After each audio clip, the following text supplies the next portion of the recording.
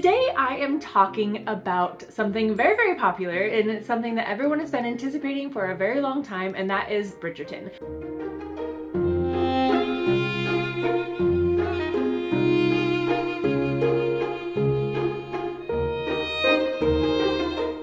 So I ran out of creamer this morning, and I'm very sad about it because I don't really like black coffee. So what I did was I put honey, which I used to do, and then I also put, like, all we had in the house was this Fruity Pebble protein powder, which actually tastes like Fruity Pebbles. And for some reason, I thought it was a good idea to put that and like this cinnamon toast crunch like seasoning that my fiance puts on his French toast. So I put those two things together, and those two things very much taste like their respective cereals, and now it just tastes like a bowl full of those two cereals with a little bit of coffee. It's very weird, and the only reason I'm drinking it is because I don't want to waste it, but it's weird. I'm doing things a little bit differently today though, because I am tapping into something that a lot of you may not even know about me, and that is my degree in fashion design. I have not read the Bridgerton series. I started reading one of the books before the show came out and I just never finished it. And then after the show came out, I decided I wasn't going to read them for reasons. So when the Wheel of Time show came out, I actually loved the Wheel of Time show so much that I decided to pick up the book. Or books, but the first season is based on the first book, so I picked up the first book. I read a lot of it before the season was over and ended up giving a lot of stuff away for myself, and also started finding myself comparing a lot of the book versus TV show, which I didn't like because I really just wanted to enjoy the TV show. So when it comes to Bridgerton, I have decided not to read the books. I don't want anything ruined for me. I don't want to... I love the show so much, and I just want to keep it that way. And then when the show is over, who knows, maybe I'll pick up the books again. Anyways, let's get into the meat of this video. If you're a reader of romance, you've probably at least heard of Bridgerton. It is a very popular show on Netflix that is based on an equally popular book series by Julia Quinn. Each book features a different romance trope and a different member of the Bridgerton family in their pursuit of love. The setting is 19th century England, or more specifically, the very, very, very short-lived Regency era. Or, as I learned it in school, the Empire era, because it was named for the Empire waistline that was very, very popular in women's clothing at the time. To be frank, the Empire waistline is really what people know the era for. It was a style of fashion that was very prominent from the 1790s to the 1820s. The official Regency era, which is what most people call this era of fashion, actually was a very short period of time between 1811 and 1820. And it really didn't refer to the fashion at all. It was actually in reference to the Regency Act of 1811. The Regency Act of 1811 passed the power of the throne to the Prince of Wales because King George III, who was ruling at the time, had a lot of mental illness, and his episodes of mental illness prevented him from being able to rule efficiently. So his power and duties were suspended, and those duties were passed on to the Prince of Wales, who became Prince Regent. Now that we got the history lesson out of the way, let's move on to the fashion, because if you're like me, then that's like half the reason why you watch this show. Fashion during this time was very specific because it all but abandoned the concept of false silhouetting and took on something a lot less physically demanding.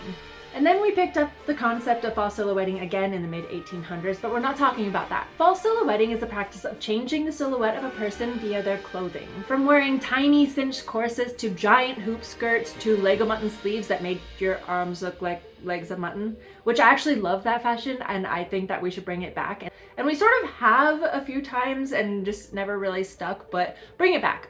Those sleeves are cool.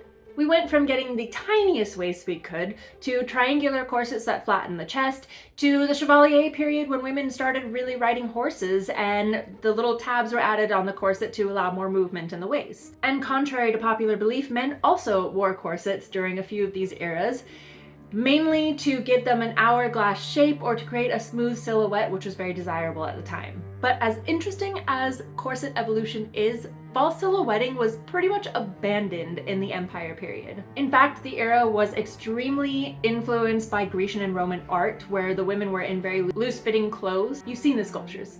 You love the sculptures. We all love the sculptures. They're beautiful, but they are definitely not cinched in tight corsets, and they're showing off a lot of the women's natural beauty.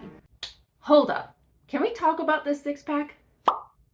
These people back then were a different breed. Like I said, the Regency era, or the Empire period of fashion, was very, very influenced by Grecian art and Grecian fashions. Much like the 1920s, because if you know anything about fashion, then you know that it constantly recycles itself. But now we're getting to the show. It is no secret that Bridgerton is not historically accurate, and this is something that the creator, Chris Van Dusen, has stated many, many times. The comments on racial diversity came up very quickly when the first season came out, and this is also something that Chris Van Dusen mentioned was intentional, because this world that he created was meant to be sort of a parallel reality or more of a fantasy, and while it is influenced by history, it is not accurate to history. So you could say that the inaccuracies with the clothing and the fashion was a little bit more forgivable, because the creator already admitted that he didn't intend to make it believable in the first place. I mean, as long as the showrunners admit it, right? This is more of a separation from reality than anything else. And one of the reasons I love the show so much is because I feel like they succeeded immensely. The first thing that I noticed when I watched the very first episode of Bridgerton was poor Prudence Featherington being so tightly laced up into a corset that she actually faints during her debut to the Queen. Corsets during this period were really not a thing. Why would they be? You don't even have a waistline. In most of the clothing that you're wearing, your waistline's up here. You're not seeing the tiny waist down here, so why would they be putting people in corsets anyways? The absolute most you would have under your garment would be something called a stay, which at the time was not boned. It was usually made of lighter material, some sort of cotton, and a lot of them didn't even go all the way down to the waist, but they were more like this length, and were laced up basically to act as a bra, but they weren't by any means meant to alter the look of your body in any sort of way or the shape of your body. The most that they would do was really just push up the ladies. I also noticed in the first episode when Daphne's handmaiden is taking off her corset, which should have been a stay at the time with no boning, you can actually see corset sores on her back, and they actually made a point of zooming in on those and making sure that you saw them. I don't really know the point of that. Is it supposed to let us know that women suffer for their fashion? Which I thought was a weird choice, because this is one of the eras where women suffered the least in terms of fashion. You know, corset sores would not have been a thing because, like I said, they wouldn't have been boned at all. Unless these cruel mamas are making all of their daughters wear corsets from an era when they were children, I don't see how this is relevant at all with this era of fashion. Which, if you think about it, I guess Portia is always in a corset throughout the entire series. I don't know if this was a personal choice, a choice from the actress who wanted to wear different fashion.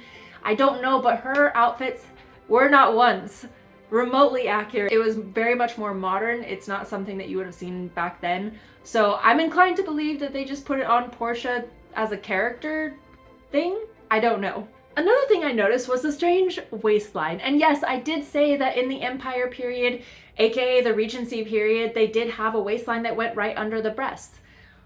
But a lot of the characters, and I found this very, very weird, a lot of the characters had a waistline that kind of came a little bit above the underbust, sort of cutting the boobs in half. And poor Penelope was a victim of this in many, many scenes where the line on her dress would come up on her boobs and kind of like make her look smaller, but also wider. Daphne had this a lot in her costumes as well, and I just thought it was very weird, because why would you want to cut the boobs in half? For one, it gives you a wider profile, and two, one of the focuses of this fashion when you were a mature woman was this part of the body.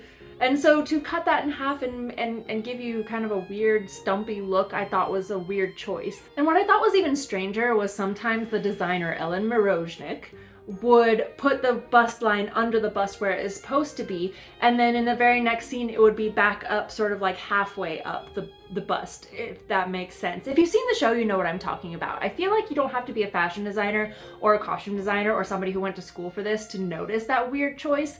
But I just thought it was even weirder that she was inconsistent with it, and you know, the same character could have a dress that is fitted really well with the bust line where it's supposed to be, and in the very next scene they could be wearing another dress where the bust line is higher up, and it just didn't make sense to me. I do wonder if Ellen maybe took some inspiration from old Empire period artwork where the boobs were so high that it was like they were stuffed in their armpits. I think this was an artistic rendition of what the desired look was at the time. They wanted the boobs high, It didn't mean that they were always that high. You know, there's a lot of artwork throughout the times where the bodies are very weird and their proportions are very off. And it's more, in my opinion, something that is a desired look when it comes to fashion.